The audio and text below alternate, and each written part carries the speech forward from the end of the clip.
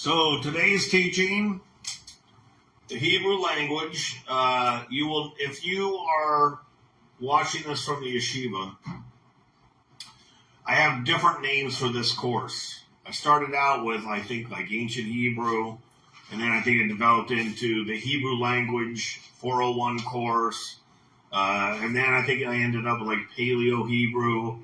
So it kind of evolved, the names kind of evolved with the teachings, kind of like how Hebrew evolved.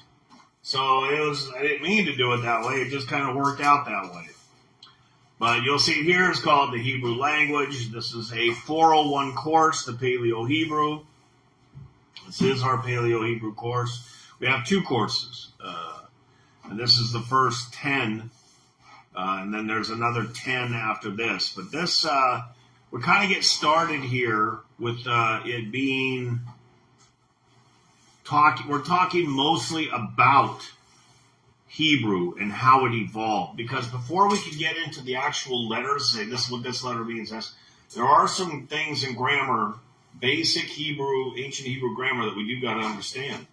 Otherwise, it doesn't make any sense. So this first course, the first classes, we deal with a lot of grammar, prefixes, suffixes, nothing deep. Like you have in English, but still it can be complicated because it's foreign to you.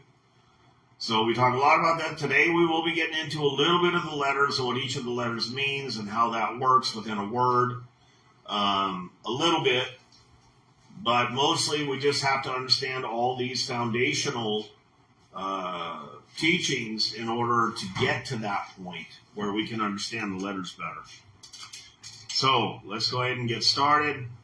So we're picking up where we left off on the last class. 3 groups separated from the Tower of Babel. Okay? So before that, everybody spoke Hebrew. Everybody.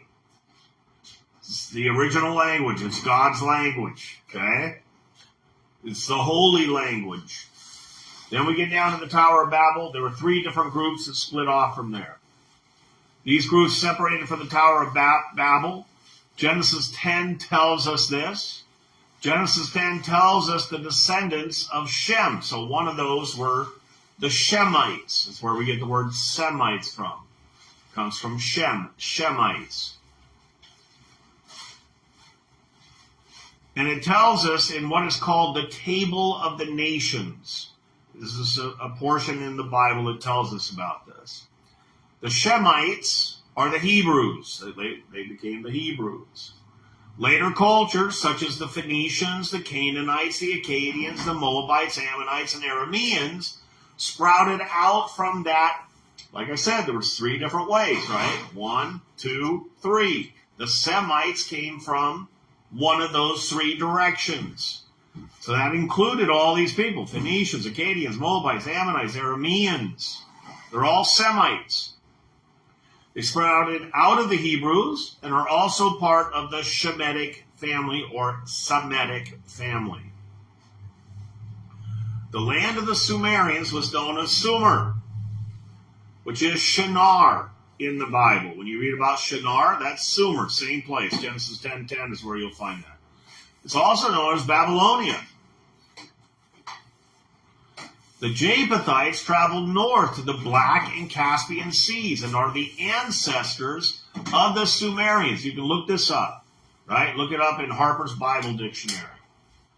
So the Japhethites, the sons of Japheth, traveled north up to the Black Sea and the Caspian Seas. And they are the ancestors of the Sumerians. We're going to see a little bit. I have this little map that I made. I don't know if I made it or downloaded it, but I have it. So you can see the Japhethites went north. There they go. From Babylon. That's where the Tower of Babel was. The Semites or Shemites went this way. They inhabited all these areas. And it's not an exact science. Some of them might have came down, might have came light. It's not exact. It's just to give you a rough idea of how this worked. And then the Hamites went down this way, down into Africa. The evolution of the Hebrew alphabet is what we're going to talk about now. The original pictographic script, they were made of pictures. The original pictographic script of the ancient Hebrew alphabet consisted of only 22 letters, each representing an object such as water or a shepherd's staff. So we're going to be seeing a lot of pictures like this in this teaching. These are not just my drawings. These were done by someone else. And they're replicas of scripts that they had actually found in archaeology. All of these ones that you see like this, they're not just guesswork. These were actually, it's like if they took a picture and then they tried to draw it themselves. This is what all of these pictures are. These are all from Jeff Benner. So this one here is water. Water. Okay? Here's the shepherd's staff down here, right?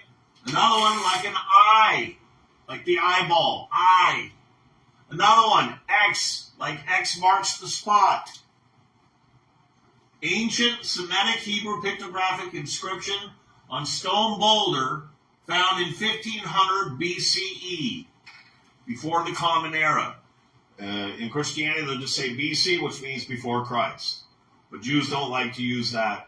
Orthodox Jews don't like to use that designation, so they put before the Common Era. So they made these various pictographs. That's how they wrote. After the Tower of Babel, the ancient Hebrew alphabet began to evolve into a simpler script, similar to the original pictographic alphabet. So as you see here, this is ancient Hebrew inscription from 900 BC. So you start seeing a little bit, it changes a little bit. It evolved. And then some of these they made more simple. You still got the water symbol, right? So then here you got you can see some of the beginnings of Sumerian. Sumerian started taking on that kind of a form. Like I mentioned, the Hebrew splintered into subgroups, such as the Phoenicians, Canaanites, Akkadians, Moabites, Ammonites, Arameans. Arameans, where we get the word Aramaic from. And others, all known as Shemites.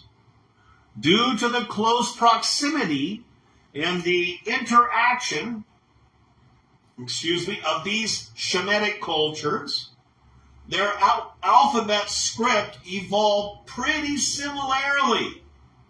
They were pretty close.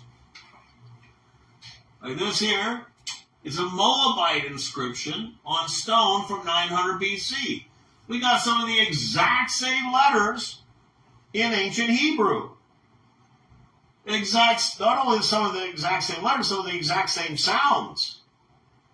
They're very close.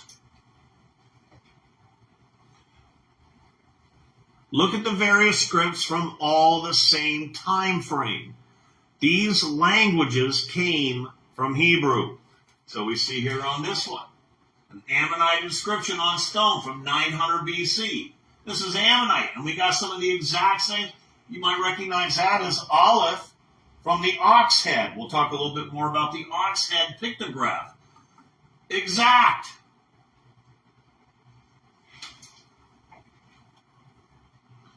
They all came from Hebrew. At other times, alphabet scripts evolved very differently. The most unique is the Ugaritic, consisting of 30 letters, where the original pictographic script evolved into a cuneiform. A cuneiform script. Sometimes they even call this Hebrew cuneiform. So the letters changed, and they started making them look more like this, but it still comes from the original Hebrew. Ugaritic cuneiform inscription on clay tablets, 1400 BCE, before the Common Era. Uh-oh. What just happened? Am I still on? Okay, I'm still on. Somebody was trying to call me. Who was trying to call me? I don't know.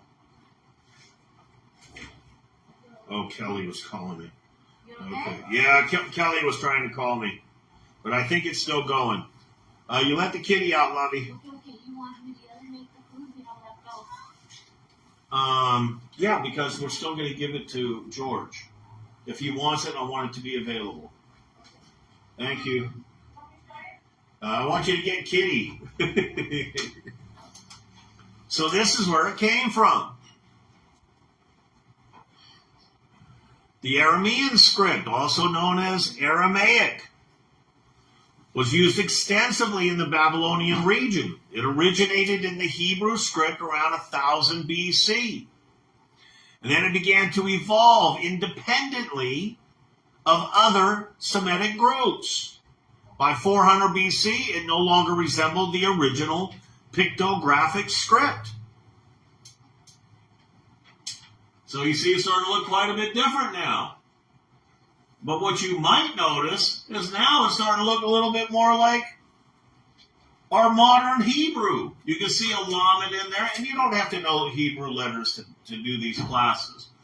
But for those of you who do, that's starting to look like a lamed. Maybe this one's looking like a lamed. There's a couple that looks like a chet in Hebrew. So the letters by the time of the Arameans, and their script at this time, 500 BC, it started to change. And then that started to affect modern, or what we call Mishnaic Hebrew, and then, of course, modern Hebrew. We'll get into all that. When the Hebrew people were taken into Babylonian captivity, they adopted the Aramaic script, abandoning the ancient Hebrew script. From this point to the present, the Hebrew language has been written in the Aramaic script. So, we saw what the Aramaic looked like earlier. We get down to, this time period, 2020 AD, or even before. This is just when this one was found. But now we're really starting to see how it's looking like Hebrew. This is Aramaic. But it's starting to look like the Hebrew that we adopted at that time, which then later became modern Hebrew. So it took a big leap there. But we still see some similarities. You still see the shepherd's staff here. We can still get a remnant of it. The modern Hebrew script has remained very similar to the Hebrew of the 1st century BC. So here we see the chet, sheen. These are Hebrew writings. Now, a lot of times when you're reading in scholarly works, they're not going to say Dead Sea Scrolls. A lot of times, just for your own knowledge, what they'll write usually is DSS. So whenever you see DSS, you need to know they're referencing the Dead Sea Scrolls. A lot of people that are like, what is this? I keep seeing this pop up. What does it mean? It means Dead Sea Scrolls. So while the majority of the Hebrew texts of the 1st century BC and into the 1st century AD were written in the Aramaic script, the ancient Hebrew pictographic script was not lost. And it was even still used on occasion. So you'll see in some of the Dead Sea Scrolls, these ancient biblical Hebrew writings, and if you didn't know any better, you'd be like, oh, this must be from an earlier time. No, sometimes they still use that during that time. This also becomes super important when we read about how during the time of Ezra, in the apocryphal writings, which are pretty accurate in this case, when all the scrolls were burned. So a king came in and burned all the scrolls. And it sounds like, then it says Ezra then rewrote them. So there are Muslims who will say, see, your Bible is corrupted. The scrolls were all destroyed, and Ezra made up his own Torah. No, what Ezra did was he translated from the biblical Hebrew and put it into the Aramaic type script. He didn't just write his own Torah. He was writing it, he was translating it from the ancient Hebrew, because we don't have the ancient Hebrew scripts for the Bible, for the Torah. So he was rewriting that in the script of the day. So it wasn't corrupted, he was just translating it. So, good. It was not lost. Then we have the Samaritans. The Samaritans lived in the land of Samaria. They were brought in from another country. And they were deposited in Israel, a region of Israel. At the time of Israel's captivity, they were not taken into Babylon with Israel. The Samaritans didn't go with us when we were sent into exile. And as a result of their isolation, they are the only culture to retain a script similar to the ancient Hebrew script, a particular time of the ancient. You got to remember this when it comes to the ancient Hebrew. Because they evolved, it wasn't just going from biblical Hebrew to Mishnaic Hebrew to modern Hebrew. Even within the biblical Hebrew, you got a bunch of changes. We're talking thousands of years, right? So, of course, the alphabet changed. So when I say, well, is it the same in Paleo Hebrew script? Well, which one? Which one? Because there's different ones. Okay? So at the time of the Samaritans, they preserved that particular time of the ancient Hebrew script. So as a result, this is why this is a short teaching.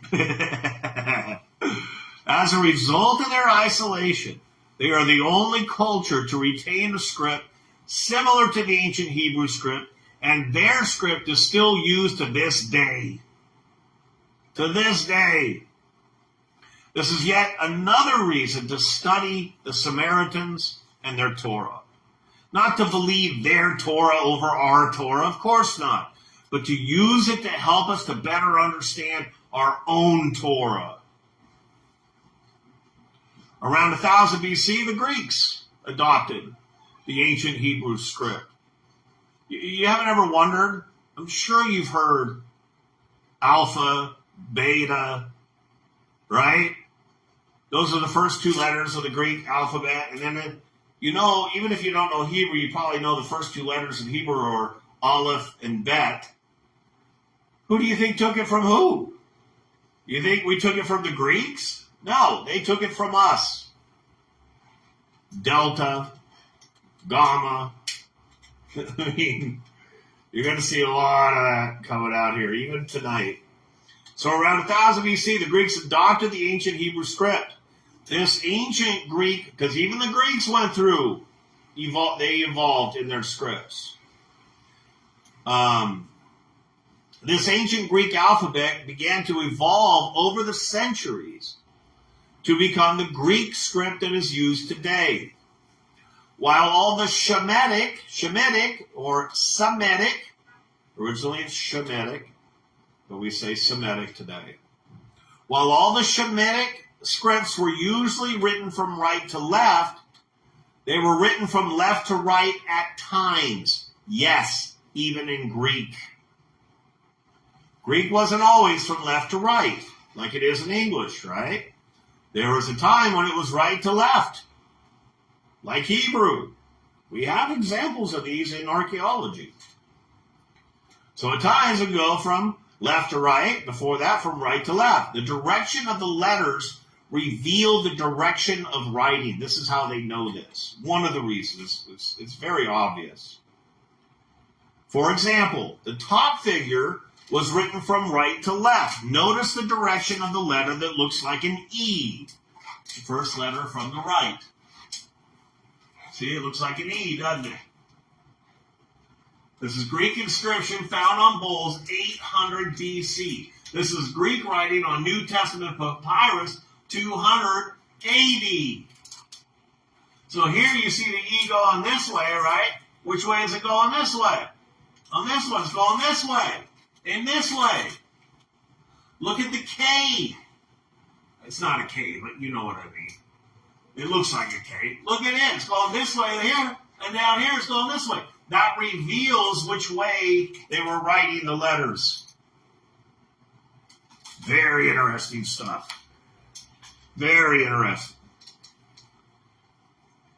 So, compare these with the same letters in the bottom figure like we just did, which is written from left to right. Notice the K, first letter from the left, and the E, fourth letter from the left. This is from the same language. It's Greek. And those who study ancient Greek are very well aware of this. They know this. To them, it is common knowledge. It's from the same language. It's Greek. Around 500 BC, the Greeks finalized a left to right form of writing. They said, you know what? We're just going to make this final. We're going to go from left to right. They finalized it. While the Semites, us, finalized a right to left form of writing. They said, we've been doing it this way. We're always going to do it this way. So why? Why do you think the direction started one way, but then changed to another? Well, here's why. Ancient inscriptions were often written on stone, using a hammer and a chisel. Most people were right-handed, okay? So since the hammers were held in the right hand and the chisel in the left hand, a right to left writing was the natural way to do it. But then when ink began to be used, it was preferable to go from right to left. It was preferable to write from left to right. Wow, how do I say that? It was preferable to write, W-R-I-T-E, from left to right, so that the hand would not smear the ink. So it was natural if you're doing stone, right? But if you're going to go in ink, it's better to go this way so you don't smear it all the way across the page. That was the reason. Since we're talking about Greek prior to the classical period, Greek inscriptions are found going left to right. And then some that go right to left. And quite often, they're written boustrophoded. They're written boustrophoded, with alternating lines going right to left and left to right. So they'd write like this, and then come down and write like that. And come down and write like that. That's called boustrophoded. It's the word for the day. There might be a few of those today. That's a good one. To the south of the Semitic peoples, the Egyptians were writing with an alphabet almost identical to the ancient Hebrew script. In addition to the alphabet, the Egyptians used a complex system of pictographs called hieroglyphics. See, most people don't know that. They think, well, they just started writing with hieroglyphics. No, they also had an alphabet. They had an alphabet and they had hieroglyphics. A hieroglyphic is where each pictograph represented 1, 2, or sometimes even 3 syllables. To the east of the Semites were the Sumerians, whose system of writing was very similar to the Egyptian, with several hundred pictographs. Over time, these pictographs with the Sumerians evolved into a cuneiform script. See, look what this says here. This is a Sumerian pictograph on clay tablets, 3000 BC. You're going to be seeing this symbol, this letter, a lot, because we use it in Hebrew as well. People think when we talk about Sumerians and Ugaritic, the script, the cuneiform, they think that was like the first. People, you talk to somebody, no, you don't realize they had pictographs before that. Most people don't know that. But again, talk to linguists, talk to archaeologists. They know this stuff. So, due to the common origin of all these different scripts, similarities of the script of different cultures can be observed. One example is the letter Lamed. That's an L sound in Hebrew. Again, you don't have to know Hebrew to do this. Just understand that we have a letter. It's called Lamed, and it's an L sound, like love. It's like you'd say the word love. So one example is the letter Lamed, and it can be seen in several of the inscriptions that we've looked at, as well as noting its similarity to our own letter L. So, you see this one up here on the far right? That is the Ugaritic, the cuneiform, for the L sound. Where do you think we got our L, letter L from? Right? Not just from here, but going back into the Hebrew. So here are some examples of other languages and how it looks like our L. So, look at the Samaritan. It's almost identical to our L. Oh, look here. So, DSS Hebrew. What does DSS mean? Exactly. Dead Sea Scrolls. You can see how it's starting to look like our L. Right? Even up here a little bit. This one, the Ammonite, looks like an L. This looks like a backwards L. Right? From the Greek. And then we get to the Aramaic, and this is the letter Lamed. This is what we see in modern Hebrew, Mishnaic Hebrew. But you can see it's starting to come down where we're getting our letter L from. You can see how it changed over the years. Let's look at another diagram. Here you can see the letter Aleph, which is the first letter of the Hebrew alphabet. It was a pictograph of an ox head. So you can kind of tell that in the original ancient Hebrew.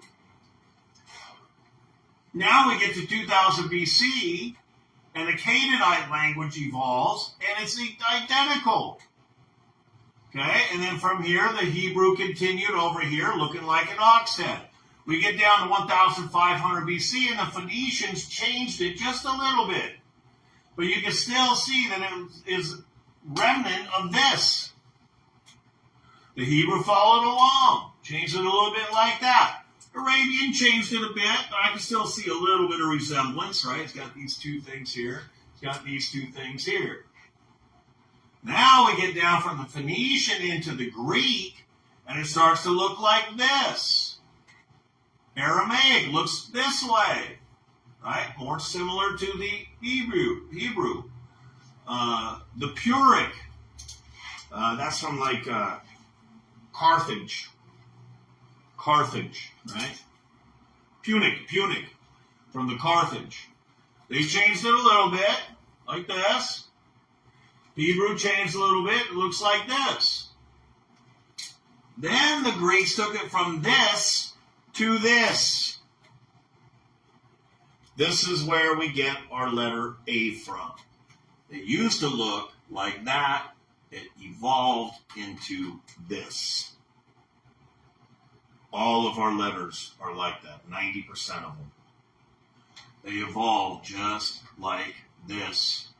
In the Latin, they made it like this. Aramaic, they changed it a little bit, but that's now where, this is 100 BC, you get down to Yeshua's time, they changed all the Hebrew script over into Aramaic by that time, the Aramaic script, and that's our letter Aleph today.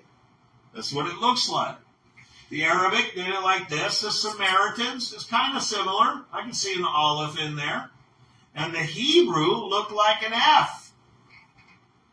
If we were to go one step down from here, we would then see the Hebrew looking just like this. We get down to the time of Yeshua. Our Hebrew evolved from this and was changed over to this. That's how it worked. So yes, Carthage, that's today's Tunisia. So you can see the letter Aleph as it evolved and as it was adopted by other ancient languages. Punic was a language used in Carthage, today's Tunisia. It was identical to Phoenician. Let's skip that one. Now, let's go to the next letter. Again, you don't have to know Hebrew to do this. The next letter is Bet in Hebrew. So in Greek, it's alpha, then beta. It's a B sound. Well, our Bet can be a B sound or a V sound. But the original letter looked like that one on the top. And it was a diagram of the ancient tense that we used to use. So you see the entrance coming in, and then they had a little split there, because that's where the mom and dad lived, was on the right, and the rest of the family lived on this side. In fact, if you go to Israel, when I take tours, when I take our groups over there, I like to take them to see an actual Bedouin tent, and they're exactly laid out like that. To this day, the ancient Bedouins, they still do their tents that way. So, let's go through it. The Canaanites adapted it exactly. Hebrew, it continued like that. Now we get to 1500, the Phoenicians changed it just a little bit, and the Hebrews had it this way. Arabians, they changed it to this. You get down here, it turns into this. The Hebrews did it this way, so the Greeks said, well, we're going to do it this way. Aramaic was quite different. The ancient, see, we're even seeing an evolution of Aramaic. Like what I was saying earlier was this. We could say, okay, this was written in ancient Hebrew. Yeah, well, which ancient Hebrew? Because you got ancient Hebrew over 1,000, 2,000 years, and it changed. So which time period are you talking about? Same in English. If I say, well, it was written in English, well, yeah, which English? Modern English or Elizabethan English? What kind of English are you talking about here? Ebonics, right? Same thing with all these other languages. So Hebrew then evolved into this what almost looks like a 9, and this is what it was 100 BC. And then, of course, again, we adopted the Aramaic. So if we had another line down here, today's Hebrew, this is the Bet. The Greeks took it from this and turned it into this, which is where we get it from in the English. Hopefully you can see that. That's a B. Came from there and evolved into this. The Latins adopted it. Aramaic went to this. The Arabic turned it into this. The Samaritan, look how it's so close, this 9. If you took this, the ancient Semitic, and turned it up sideways, right, going this way, it's going to almost look like this. And this is 2,000-year difference. And they still maintained a very similar looking letter in Samaritan to this day. So that's how the letter Bet evolved. It was the pictograph representing a house, a tent. The word for house in Hebrew starts with a B, Beit. Beit. That's how you say house in Hebrew. If I say in the house, I say Beit. In the house. It's a B sound. Beit or Beit. You've heard of Bethlehem. Beit Lechem. It means house of bread. Beit El, Bethel, means house of God. So when you understand the letter, you start to understand the word a little bit better. The B sound is a house. This is going to become much more important as we go on. Now here's the letter Gimel. Gimel is the way we pronounce it. But back then it was called Gam. Gam. Well, Gam in Hebrew means leg. Okay? Today in Hebrew, it means foot. But in ancient Hebrew, it meant leg.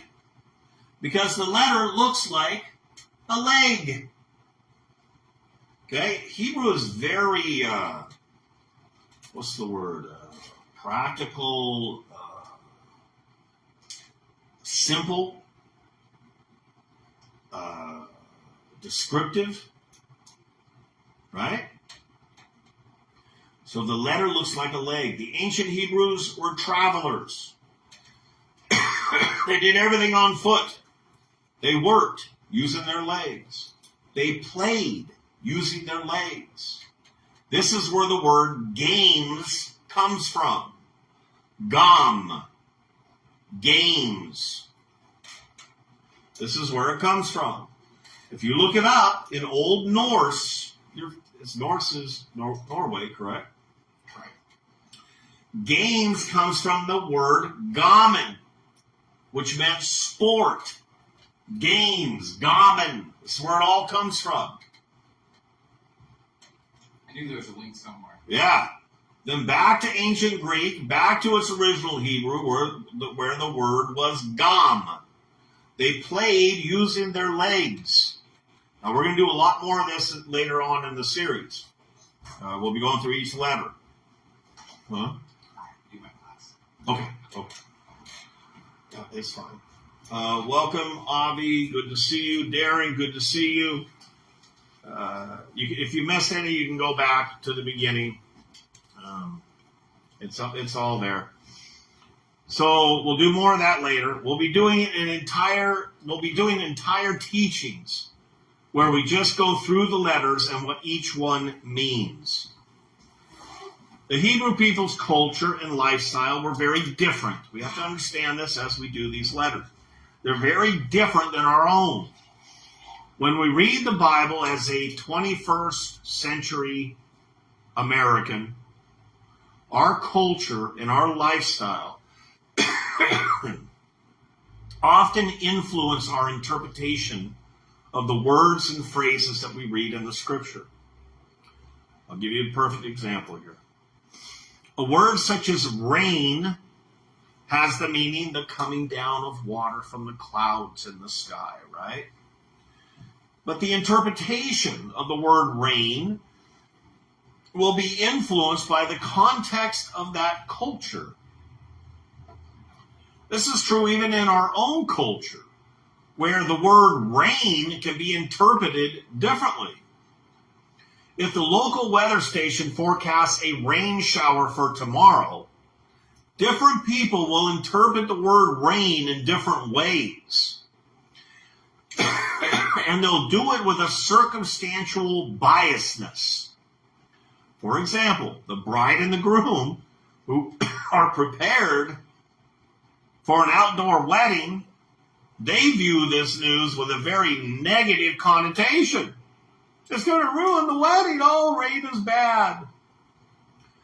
Yet, while the farmer in the middle of a drought season, same country, same culture, it has a very positive, oh, thank God for the rain. We're going to survive. To the ancient Hebrew nomad, the word rain was generally equated with life, since without it, their very existence would not be possible. Another example of the importance of understanding the cultural setting can be seen in the word dinner. To my grandparents and their generation, dinner was the main meal of the day, eaten at noon. At noon. And then they had what was called a light supper, which was eaten in the evening. It's not like that today. Today, dinner is the main meal eaten in the evening. There are countless examples in our own English language of how word meanings change over time according to the culture. So we got to be very careful of that when we read the Bible. Cultural context can change a lot of the meanings that we have previously understood. Many times our cultural influence will give a different definition to words that was not intended by the biblical authors. For example, the Bible speaks of keeping and breaking the commands of Hashem, right? The words keep and break are usually interpreted or understood as obedience and disobedience. But this is not the ancient Hebraic meaning of these words. The Hebrew word for keep is shamar, which literally means to guard, to protect, and cherish.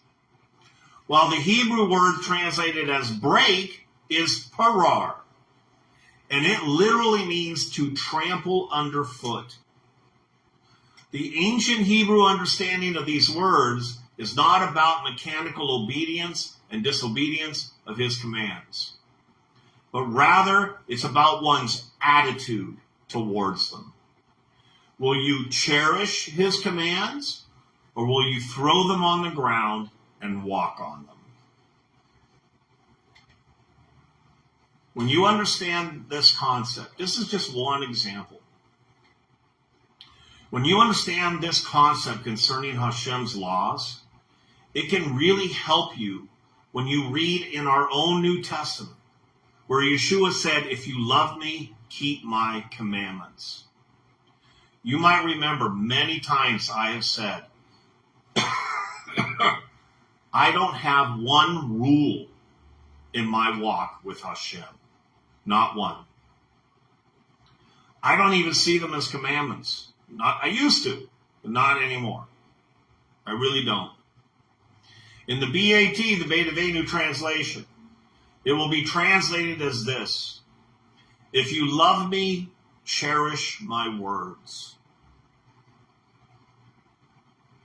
Not rules, not commandments.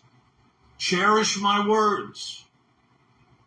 I don't see them as commandments. I don't see them as rules that I have to follow because there's some big mean God in the sky.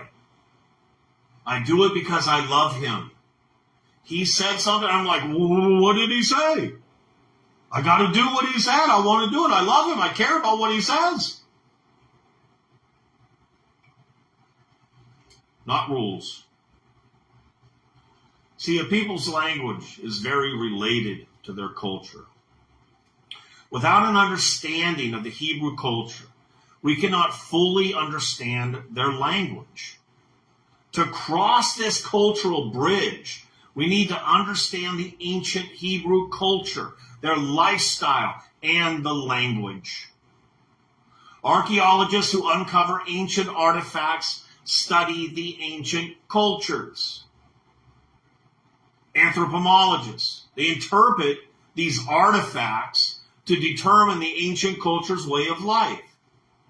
Throughout the world, there remains primitive cultures whose lifestyles have remained the same for thousands and thousands of years. And those will provide us with a close-up view of how those ancient cultures used to live. One of these groups is the desert nomad of the Middle East, who still live much the way Abraham did over 3,000 years ago. Linguists and entomologists study the ancient languages, opening the door to their manner of speech and their alphabets. Many ancient cultures have left ancient texts recording their thoughts and their lifestyle. This is why it's so important. The most notable text of the ancient Hebrews, of course, is the Bible. When we combine and study the material provided by these fields of study, we open the door to the cultural and lifestyle, the culture and the lifestyle of ancient cultures. By studying these resources, we can better understand their words, which they have recorded in the Bible. And that should be important to us as believers. Now, the purpose of this whole series is to teach the relationship between the Hebrew language and the Hebrew culture, which will give us deeper, more accurate understanding of biblical words, like we've already seen in some of these examples. In the world, past and present, there are two major types of cultures. You have the East. That's where Hebrew comes out of, the East. You also have today's Oriental cultures of the Far East, right? And then you have the West, which we would call the Greek, such as Europe and America. Both of these cultures view their surroundings, they view their lives and their purpose in ways that would seem foreign to the other. The ancient Hebrews were Eastern thinkers, more closely related to today's Orientals than the Americans, which have adopted a Western culture. We think, oh, we're in the West, we've got a better handle on this, we're going to understand it better. Not really. Not really. A lot of these teachings that I do when I'm in Asia, they understand it a lot quicker than they do over here because their thinking is already geared in that direction. It's just true. I'm not trying to put anybody down. I'm just saying what it's like. What happened to this ancient Hebrew thought and culture? What happened to it? Around 800 BC, the Greek culture arose up in the north. This new culture began to view the world very differently than the Hebrews. Around 200 BC, the Greeks began to move south, causing a coming together of the Greek and Hebrew cultures. They met. And this is a very tumultuous time as the two very vastly different cultures collided. Over the following 400 years, this battle raged until finally the Greek culture won and virtually, not all, virtually eliminated all traces of the ancient Hebrew culture. The Greek culture then in turn influenced all following cultures, including the Roman and European cultures, which then leads down to the American culture. American culture is directly a descendant of Greek thought. As 21st century Americans with a strong Greek thought influence, we read the Hebrew Bible as if a 21st century American had written it. And in order to understand the ancient Hebrew culture in which the Bible was written in, we must examine some of the differences between Hebrew and Greek thought. There are many differences between Hebrew and Greek thought, some really big ones. We're going to look at them now. But here we will confine our focus on those differences that impact the interpretation of words.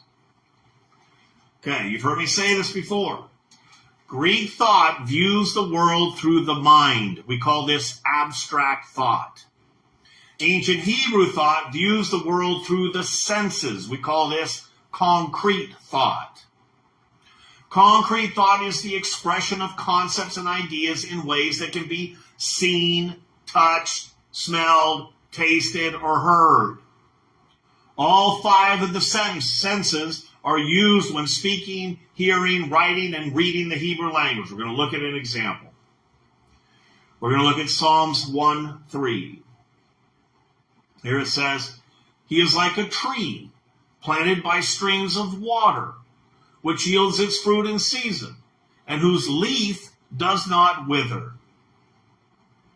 In this passage, the author expresses his thoughts in concrete terms, such as tree, water, fruit, and leaf. It's very simple. Abstract thought is the expression of concepts and ideas in ways that cannot be seen, touched, smelled, tasted, or heard.